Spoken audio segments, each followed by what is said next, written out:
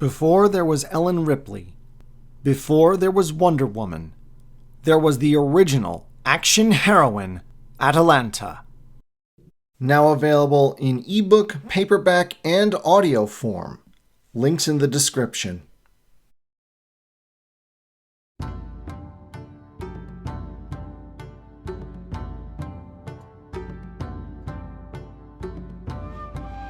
Like any game setting with RPG elements, Legend of the Five Rings allows for a great degree of specialization.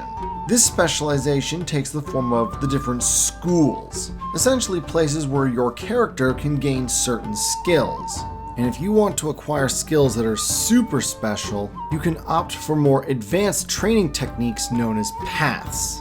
Of course, what skills you want to acquire kind of depends on your character class. Yet another example of the RPG elements of L5R. There are technically several different classes like monks or artisans, but as a general rule, it kind of all falls into three very broad categories. The Bushi, which is your obvious fighter class, the Shugenja, that are your magician class, and the Courtiers, which is basically your social class. Of course, each clan has its own schools, and each school has its own particular techniques that you can learn. In this video, we're going to be talking about the Shugenja of the Crane clan, which means exclusively the Asahina family.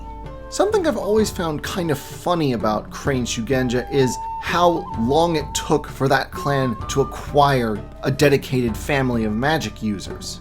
Think about it, all the other prominent Shugenja families were founded very early on, usually during or after the war with Fu Leng. The Lion gained the Kitsu family during the war when Akodo married his daughters to the last 5 surviving members of the Kitsu race. The Soshi family were founded by Shosuro immediately after the war with Fu Leng when she faked her death and returned under the assumed name Soshi, thus making the Scorpion clan the only great clan apart from the Phoenix with 2 Shugenja families. The Isawa, usually regarded as the most powerful Shugenja family in the Emerald Empire, joined the Phoenix clan during the war with Fu Leng, albeit reluctantly, as Isawa had always resented the idea of submitting to the rule of the kami. And the other great clans gained their Shugenja families from people who had studied under the Isawa during the war: Asako, Yogo, Iuchi, Kuni, and Agasha.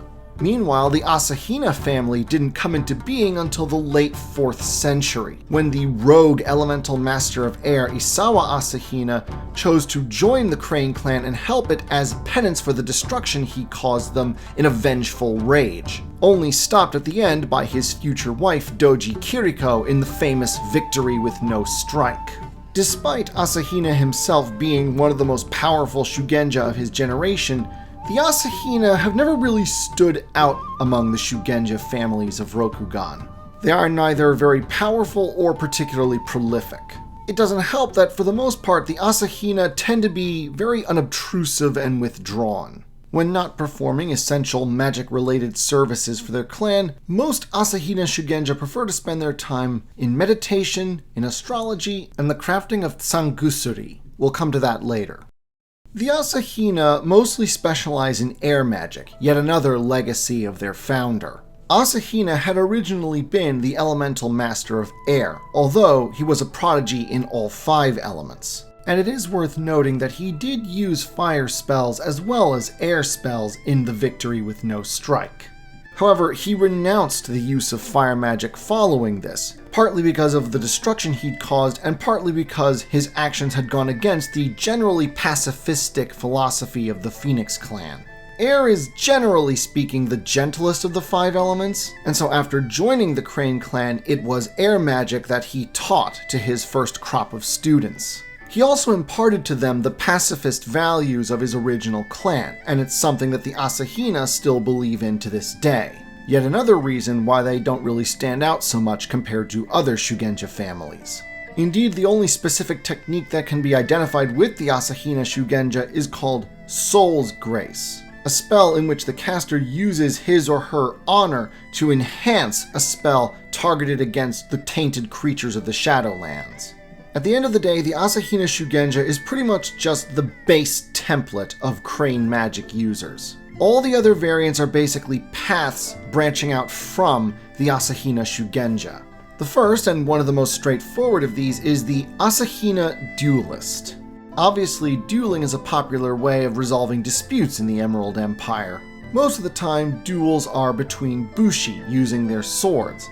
But what about Shugenja? Sure, they're part of the samurai class, and carry swords as a symbol of that class, but given that their training specializes in the use of magic, they don't often have much cause to use the sword. And so early on, a special kind of dueling was set up for Shugenja to resolve disputes among themselves. It's called Taryu Jiai, and it's basically a wizard's duel. An unusual discipline for the normally pacifistic Asahina to learn, but as history has shown time and time again, sometimes you cannot just turn the other cheek, and the defense of what is right requires violence. And so there exists the Asahina Duelist Dojo, set up on the outskirts of Yamaue no Ho ni Umimura, wall above the ocean village. Of course, a wizard's duel is a risky proposition for both participants. Not only are they at risk from one another's spells, but since the nature of Rokugani magic is based on invoking the kami, beings with wills of their own, there's always the risk that if a spell goes wrong, it might backfire upon the caster. Hence the only known Asahina duelist technique, the Strength Within, which the Asahina duelist uses to toughen themselves spiritually against the potential blowback of a spell gone wrong. Another path that's straightforward and fairly self-explanatory are the Asahina Sohei. Sohei basically means warrior monk. Again, it's one of those things that the Asahina have been forced to recognize that sometimes you gotta fight. Unlike the Asahina duelists, though, the Asahina Sohei are both a more recent addition to the family and are a secret.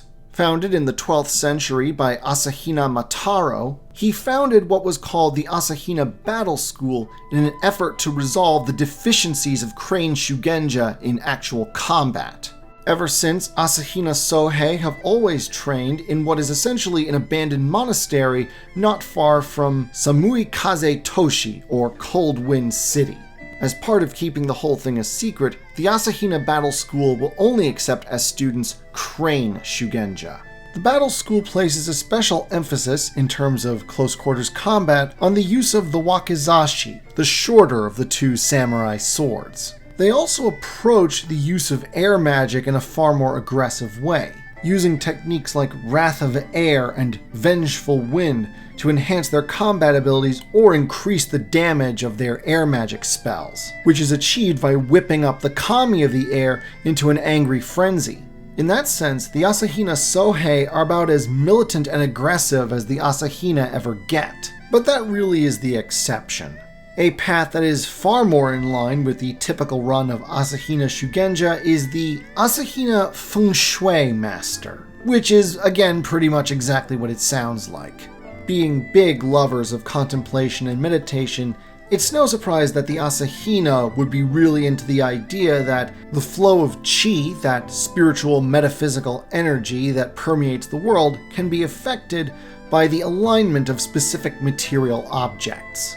Funnily enough, this is a bit problematic sometimes with other members of the Crane clan, especially those that hire Asahina Feng Shui masters to consult in the construction of castles.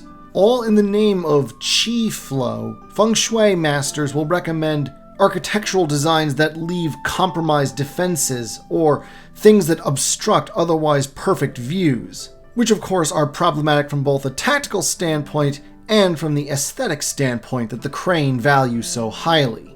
But now the time has come to talk about that which really set the Asahina apart from other Shugenja families. And it begins with the path of the Asahina Fetishist and the concept of Tangusuri. Now, generally, the term used for magical artifacts in L5R are Nurani. Because the magic system of this setting revolves around invoking kami, i.e. spirits, the idea of a magical item is that the spirit within the device is awakened, and thus their power is invoked on behalf of the one who uses the artifact. The main difference between a Nurani and a Tangusuri is that, in the case of the former, once its kami has been awakened, the magical spell or effect that artifact can produce is permanent. By contrast, the spell and or effect of a Tangusuri is temporary. As a general rule, such spells are also much weaker than those of Nurani. This is essentially what an Asahina Fetishist does, creates Tangusuri. Another thing that usually distinguishes a Tangusuri from a Nurani is that Nurani usually tend to be big things. Armor and weapons are the most common, but Nurani can take other forms. Specific pieces of jewelry, musical instruments, mirrors, or battle standards. There's even a Nurani that takes the form of a bonsai tree. Tangusuri, by contrast, are usually small things. Silk or rice paper streamers, talismans, charms, amulets, etc. The other major thing to talk about when it comes to the Asahina Fetishists is that because they are crane, it's not enough to merely create magical items that are effective. They must also be works of art. And so, the Asahina are arguably some of the greatest magical craftsmen in the Empire, with the possible exception of the Agasha family. And of course, while the effects and powers of a Tangusuri are temporary, they can be used for a multitude of purposes. An additional side bonus to Tangusuri being temporary is that the Asahina Fetishist will never lack for work. Sure, they can create fairly powerful Tangusuri for help in battle, to boost spells, or aid in social interactions like in the Imperial Court, but they can also create Tangusuri of the smaller kind that are more practical to the needs of common people, namely medicinal talismans that can help recover from sickness, or, especially popular, divination talismans. Of course, the thing to take into account with a divination Tangusuri is the matter of time. You ask a question and the Tangusuri will give you an answer, but usually they are more accurate in answering questions dealing with very immediate things like, what will the weather be like tomorrow? Or will I survive a duel in the next 2 days? Questions with a more distant time frame like, will the harvest still be good 3 months from now? Or, I've just discovered my wife is pregnant, will the child be a boy or a girl? Usually produce answers that are less likely to be correct. The theme of artistry and magic carries over to the next path of Crane Shugenja, the Asahina Artisan. Now, just from the name alone, you might think reasonably that this ought to be an artisan school rather than a Shugenja school. But there is a qualifier here. Artisans generally make whatever it is they make from material things. An Asahina artisan creates art with magic. The story of the Asahina artisans begins with one Asahina Hake, a Shugenja from the late 6th century. Unusually for a crane, Hake had no gift for courtly politics, being acerbic in his speech and a little too upfront with his opinions.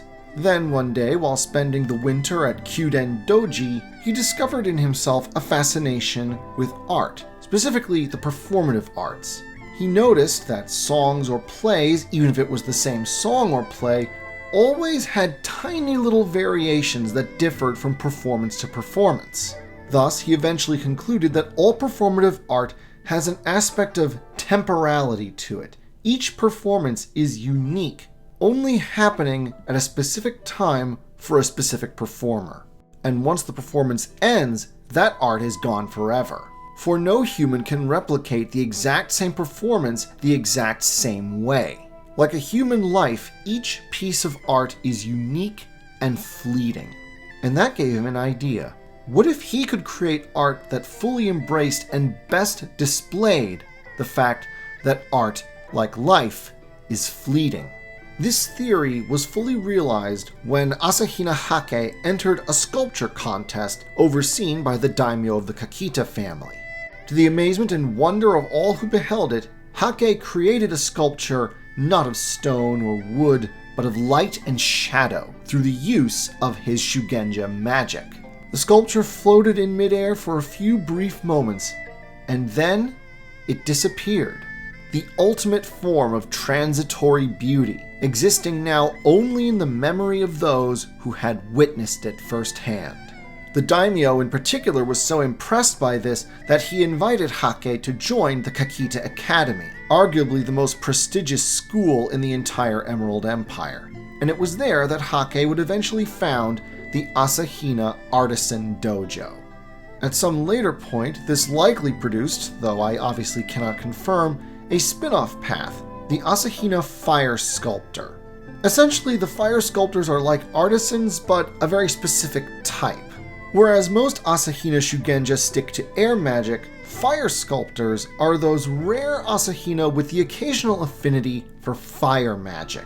Fire is stereotypically viewed as the most violent of the 5 elements, but of course, in keeping with the Asahina's obsession with pacifism, the Fire Sculptors seek to demonstrate that fire can be channeled into non-violent ways.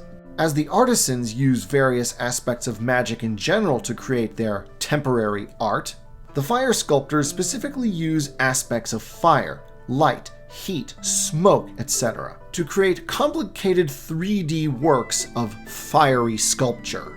Of course, because fire is such a dangerous element, it requires a very high degree of skill to become a fire sculptor. A single mistake or moment of careless inattention can turn a work of art into a calamity, usually involving explosions, property damage, injuries, and on some occasions even death. In a way, what is often said of the Asahina is probably true. They're not as flashy or stand out as other Shugenja families are. They're pretty withdrawn and distant, more concerned with esoterica than practical realities most of the time. But that's not to say that you should ever count them out, for they are a family with a very impressive creative streak, and their power is not to be snuffed at. They are reluctant to fight, but if it comes down to it, he who underestimates them is a fool. It's not that they can't put up a fight, it's just that they don't go looking for it. The Shugenja of the Crane Clan understand better than most how fleeting existence is. If there is something that must be protected, then one must fight for it. But when the need isn't there, why waste time on violent, destructive pursuits? Like the other families of the Crane Clan, the Asahina understand that there is more to being a samurai than just being a warrior. Anyone can pick up a weapon and fight, kill, or die. The ability to create and appreciate beauty, sophistication, and to possess a deep appreciation for the spiritual, this is what separates the true samurai from the brutes.